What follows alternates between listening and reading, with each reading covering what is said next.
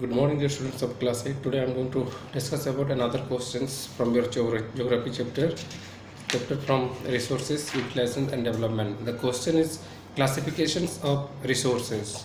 What are the classifications of resources? 5-mark question. What are there? On the basis of classification, it's divided into 4 categories. The first one is the renewability, second one is the origin, third one is the occurrence, and fourth one is the development. On renewability, it's again subdivision is there or subdivided is there. The first one is the renewable and second one is the non-renewable. Second option, origin. On the basis of original classifications of resource, it's again divided two category, biotic and abiotic. On the basis of occurrence, again it's divided two category, natural and man-made. And finally, on the basis of development, the resource is again divided on two basic category. One is called as the potential, another one is called as the actual. Renewable. What is called the renewable? Renewable is called as the renewable resource are also known as the inexhaustible resource. Resource which can be renewed either naturally or by human efforts are known as the renewable resource. Means which we can renew. The examples are solar, air, wind energy.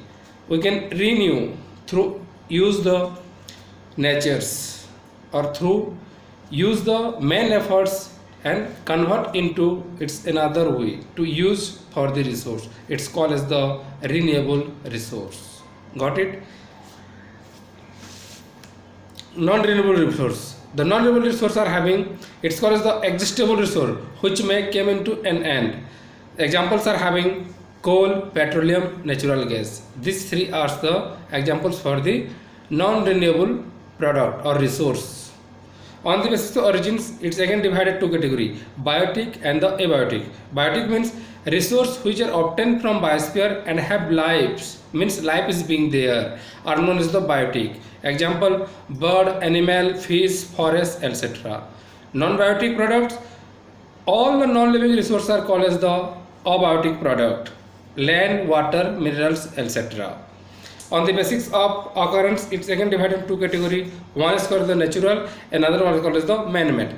Natural means through nature what we can use for the resource is called as the natural resources. Example, water, minerals, forest. Next, man-made. Through the man efforts we can use the resource. Examples, roads, buildings and the machines. Last one, on the basics of development resource. It's again divided two category. One is called as the potential resource, another one is called as the actual resource. Potential resource means available resource in the country but which still not yet tapped. Still not tapped means which resources are not yet used for the country, that are called as the potential resource. In the example, in the Arctic Sea where near about 25% of the world undiscovered oils are still having a natural gas are still reserved. 25% still not yet used for the world. By one estimated 400 billion barrels of oil might lie beneath the Arctic Sea bed. Barrels means 400 billion barrels of oil. This is one of the measurement of the oil which we are not yet utilized, it means. Second one, the actual resource.